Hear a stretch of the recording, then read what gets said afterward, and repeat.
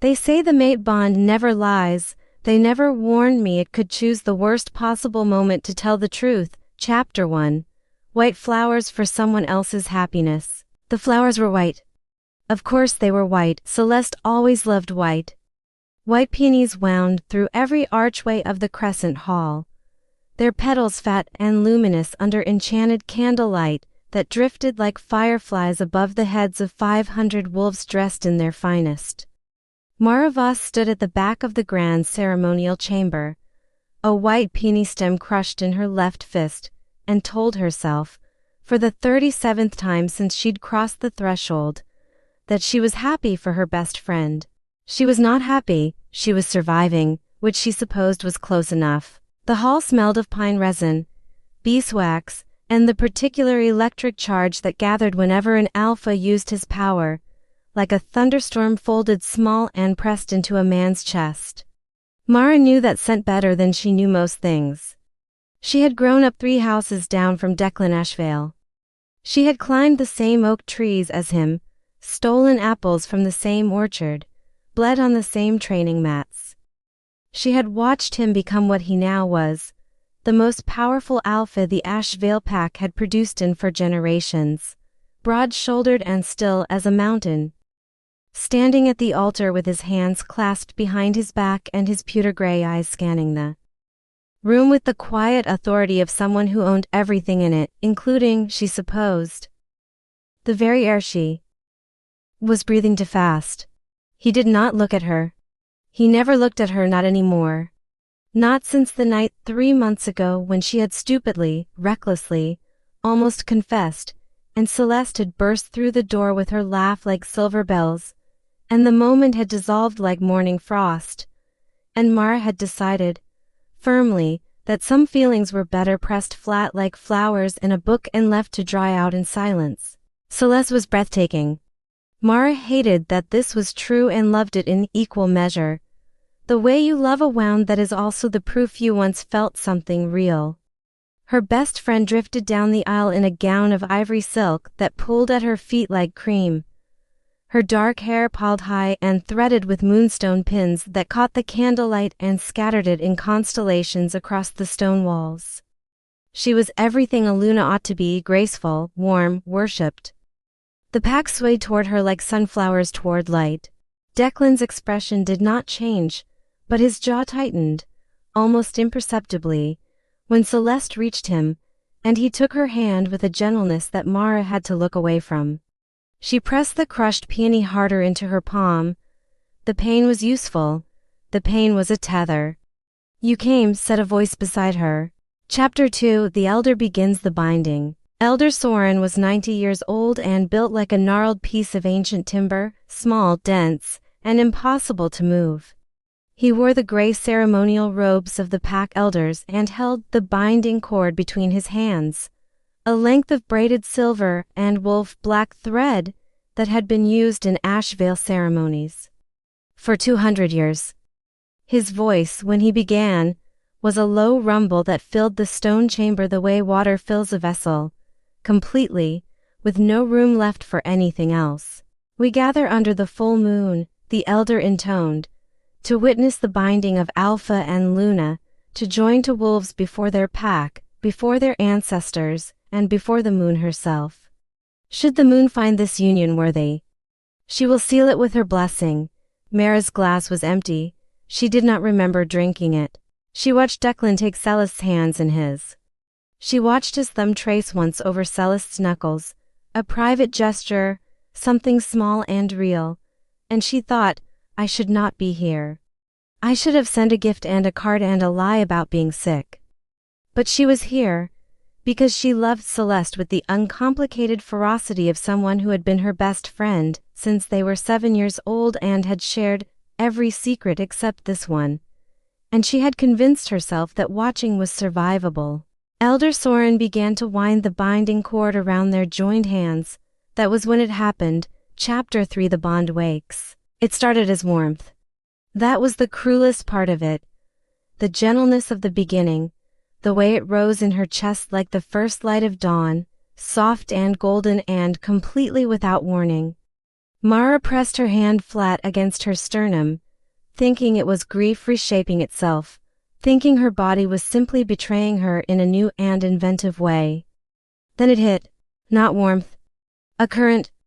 A living electrical, undeniable current that tore from the center of her chest outward to every extremity.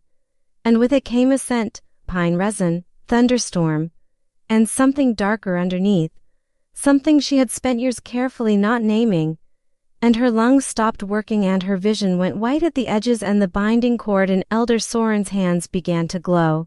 Not gold, the way it was supposed to glow, not the warm amber that signified a blessed union, silver, pure, cold, furious silver, the color of the moon's own light when she is displeased. The pack felt it before they understood it.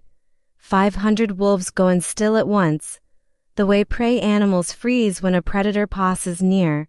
Not fear exactly, but the ancient instinct that recognizes power and does not move until it has been identified.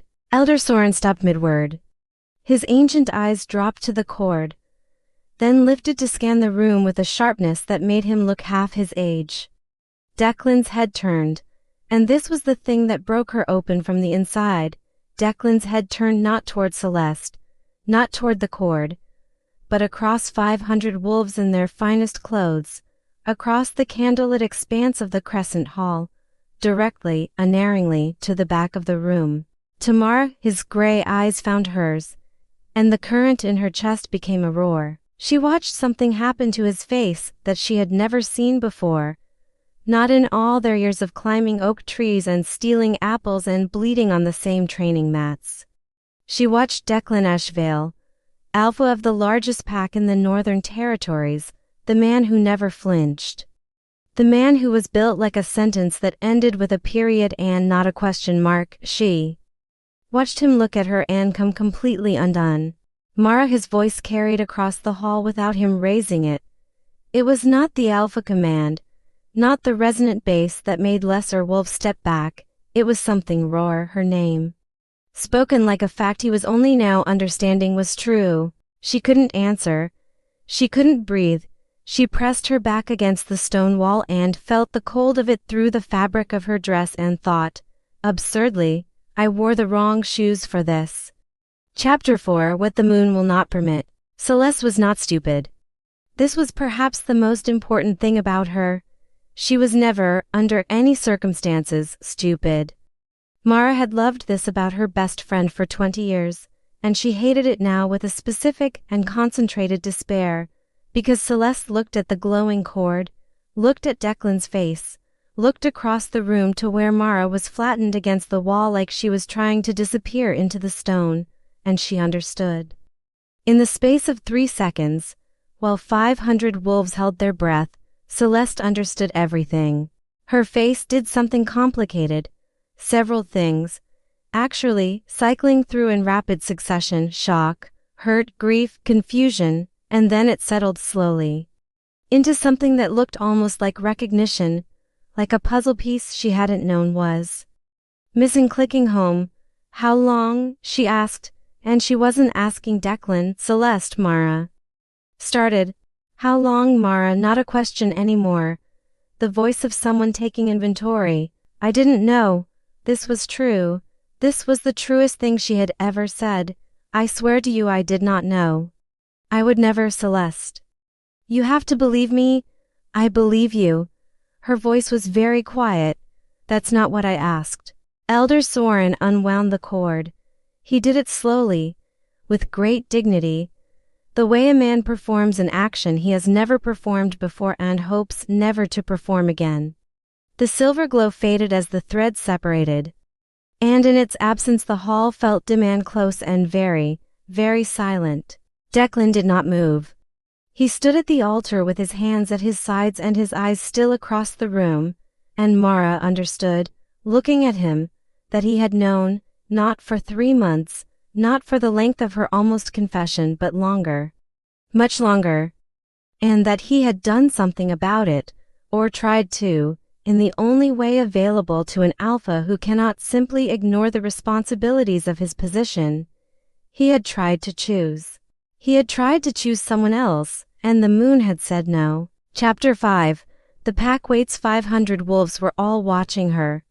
Mara had never been particularly prone to public displays of anything. She was the quiet one, the girl who stood next to Celeste's brightness and preferred the shadow because it was comfortable and required nothing of her.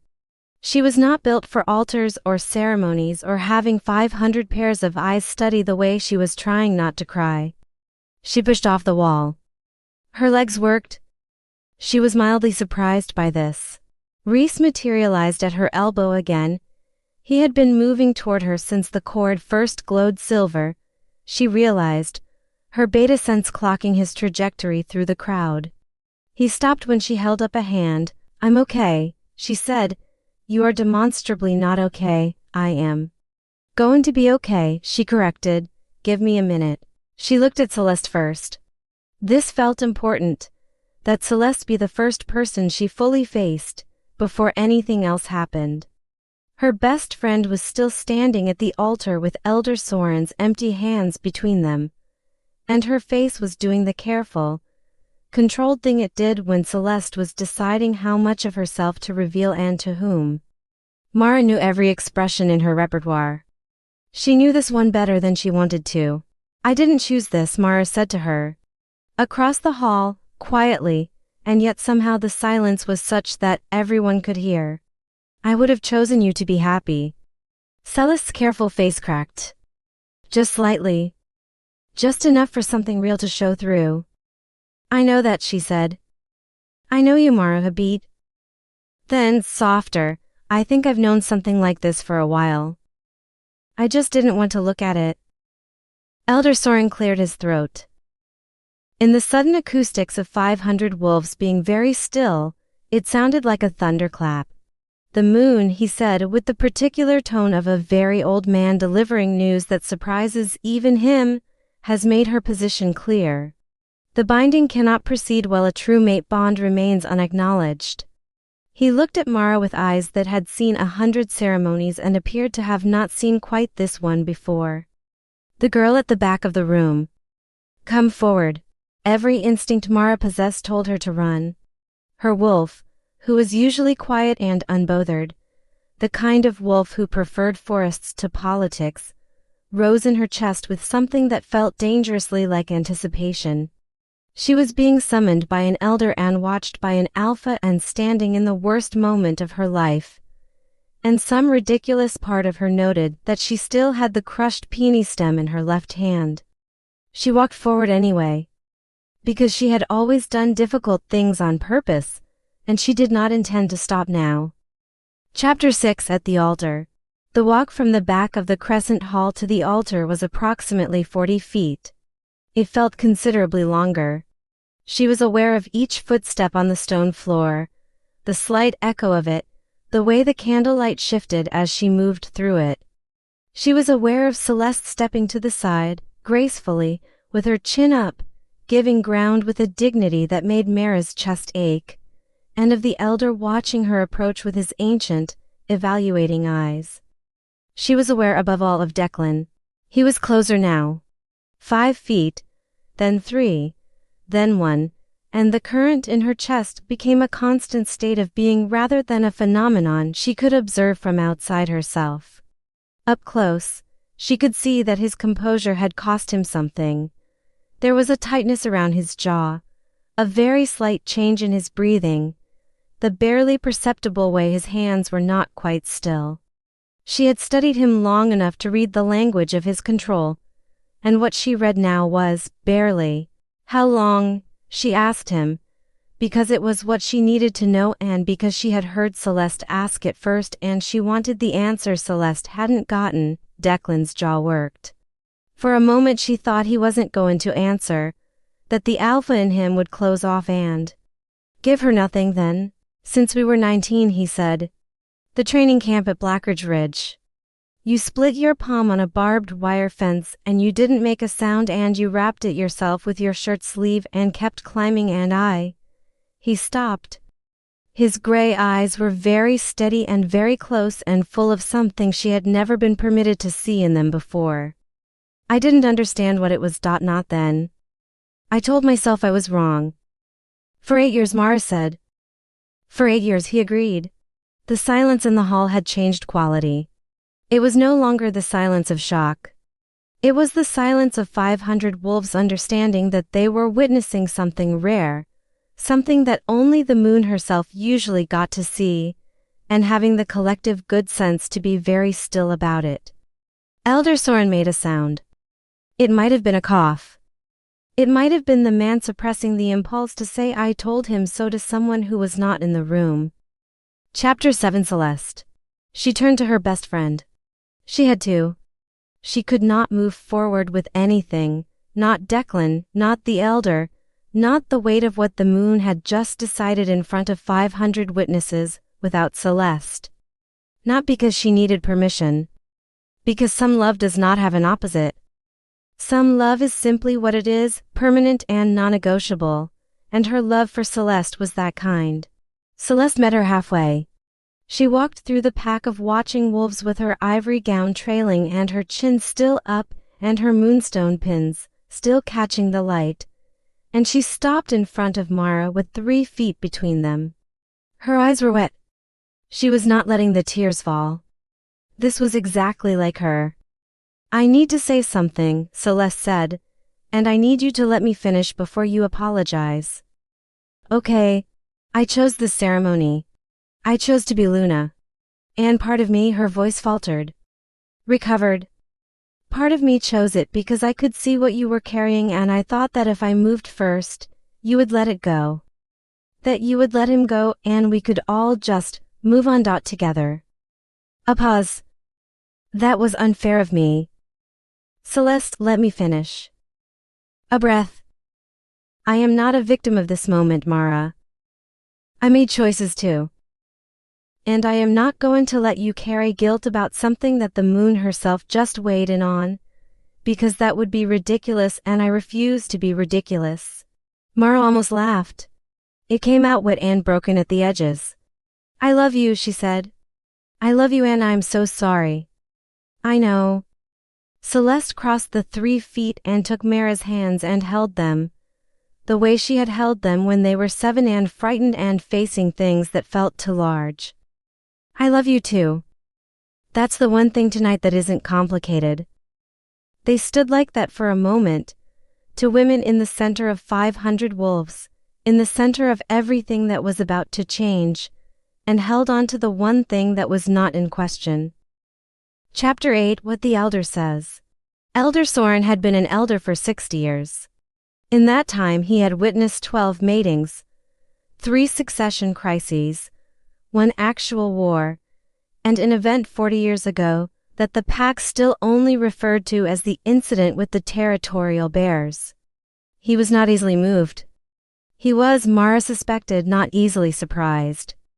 But when he looked at her crushed white peony and her wet eyes and the mate bond currently blazing in her chest like a small, irrefutable sun, she thought she saw something in his expression that was very nearly tenderness.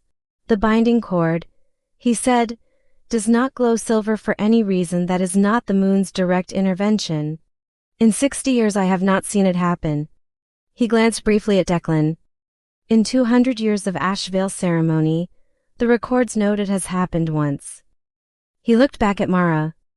"You are Mara Voss, daughter of the Voss line, unbonded." "Yes," she said. "And the bond has declared itself." "It would appear so." "Do you accept it?" This was the question she had not prepared for, not because she didn't know the answer. The bond in her chest was not subtle about its position, but because answering meant everything that came after it. And everything that came after it was vast and unmapped and terrifying in the way that only things worth doing are terrifying. She looked at Declan. He was watching her with the patience of someone who understood he did not get to rush this, who understood, perhaps for the first time, that he had already asked her to carry something alone for a very long time, and that he owed her the space to come to this on her own terms. This, she thought, was the first thing she had seen in him tonight that looked like the man she had always known underneath the alpha. Chapter 9. The Answer. She had spent 8 years folding this feeling flat and pressing it under the weight of practicality and loyalty and the comfortable story that some things simply could not be. She had gotten very good at it. She had told herself the story so many times it had started to feel like the truth, and she thought it was the truth. Right up until the moment the binding cord glowed silver and her body called her a liar in front of everyone she had ever known. She thought about the training camp at Blackridge Ridge, which she remembered. She remembered the barbed wire. She remembered wrapping her hand and keeping climbing because stopping would have meant admitting something hurt, and she had never been good at that. She remembered the way Declan had looked at her from the other side of the fence, and how she had looked away, because looking at him too long had always felt like standing too close to something bright. 8 years of looking away. Thousands of small, careful moments of choosing the shadow over the light. She was tired of it. Yes, Mara said. I accept it. The word left her and something in the hall shifted, physically shifted, like a pressure change before rain. The candlelight intensified. Several of the white peonies dropped petals simultaneously. And the bond in her chest, which had been a roar since Declan first looked across the room and found her, went quiet, not absent, but settled, the way a river settles when it finds its banks. Declan exhaled. It was not a dramatic thing. It was simply the sound of a man who had been holding his breath for 8 years finally stopping. He took one step toward her, then stopped, then said very quietly for only her, I am sorry. For the years I didn't say it. For tonight. For all of this being terrible, she supplied. I was going to say complicated. It was terrible and complicated a beat. I'm still here. His mouth moved. It wasn't quite a smile, too much in it for a smile, but it was close. I know, he said. You always were. Chapter 10 What Comes After. Elder Soren pronounced it a night for contemplation rather than ceremony, which was the elder's way of acknowledging that events had departed sufficiently from the plan that everyone needed sleep before any further decisions were made. The pack dispersed in the slow, murmuring way of 500 wolves who had just been given an extraordinary amount to discuss. Mara suspected the rumor had made it out the doors before most of the guests had put on their coats. Celeste left on the arm of her mother, who was a practical woman of few words and appeared to have assessed the evening and arrived at the conclusion that her daughter needed tea and silence. In that order. At the door Celeste turned. She looked at Mara across the emptying hall and she raised one hand, a small, deliberate gesture, something between a wave and a promise. Mara raised hers back, and meant everything by it that could not be said with words in a room that was still only halfway empty. Rhys found her afterward, as the last guests trickled out and the enchanted candles began to bank themselves down to embers. Well, he said. Don't, Mara said. I was just going to say that I told Declan 3 years ago that he was making a very avoidable mistake. Rhys, and that you were the most stubborn person I had ever met and he deserved at least 6 months of work before you let him anywhere near comfortable. Rhys, I will end you. He grinned. It was the grin of a man who had been very worried all night and was now allowing himself to be relieved. Welcome to the inner circle, Voss. Took you long enough. Declan walked her out. Not the way he would have walked someone else out, not the formal escort of an alpha with a Luna, but the way he had walked her places when they were 19 and didn't know what anything meant yet. Beside her, close enough that their arms nearly touched. Saying nothing, because the silence between them had never needed filling. The moon was enormous over the trees, full and silver and absolutely unsubtle about her opinion of the evening's events. She's been waiting longer than we have, Mara said, looking up at it. Apparently, a pause. I am going to do this properly, all of it, whatever time you need. Whatever that looks like. She considered this, she considered him. Standing in the moonlight with all his alpha composure reassembled around him, and the very slight evidence that it had cost him something tonight still visible. If you knew where to look, I know you will, she said, not a concession, a fact, the way she'd always dealt in facts about him, the ones she trusted before she trusted anything else. You always kept your word. Even when it was the wrong word, even then. They stood in the moonlight and did not say anything else for a long time. The crescent hall behind them went dark. The last guest's footsteps faded into the trees, somewhere in the forest. An owl spoke once and went quiet. The bond between them breathed like something alive. Settled and patient, and finally where it had always been trying to go. The moon watched. She had been waiting for this particular night, since a girl split her palm on a barbed wire fence, and a boy looked at her across the wire and didn't yet understand what he was seeing. She could afford to be patient. The moon always could. She had long known what the heart takes years to admit, that the truest things don't arrive on schedule, they arrive in the wrong dress. At the wrong ceremony. With crushed flowers in one hand and 8 years of silence behind them, and they arrive. Absolutely, finally, exactly on time.